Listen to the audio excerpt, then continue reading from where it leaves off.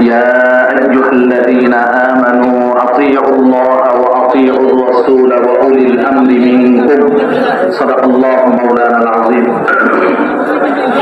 বাংলাদেশের শীর্ষস্থানীয় উস্তাদ তুল্য সকল উলামায়ে কেরাম ও আমার সাথী ও বন্ধুগণ, আমি ছোট মানুষ, কি কথা বলবো।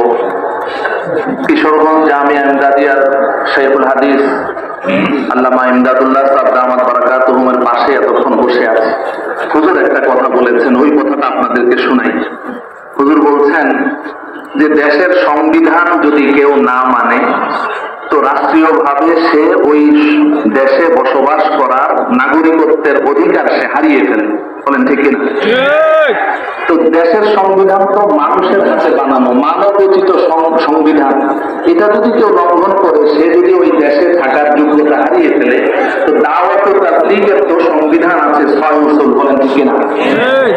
এই 6 উসুল তো মানবোচিত না, এটা কোরআন এবং সুন্নাহ থেকে ইস্তেমবাদ করা। এই 6 উসুলের একটি মূলনীতি হলো ইকরামুল মুসলিমিন, আছে কিনা?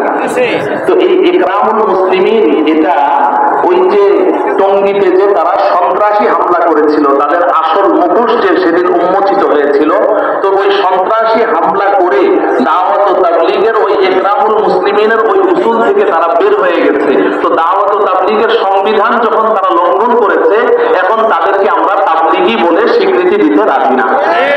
তো যেহেতু তারা তাবলীগী না, আর টঙ্গীর ইজতেমার ময়দান আর কাকরাই এটা তাবলীগের জন্য বরাদ্দ, অতএব নন তাবলীগী কেউ এটার মধ্যে ইন করতে পারবে না।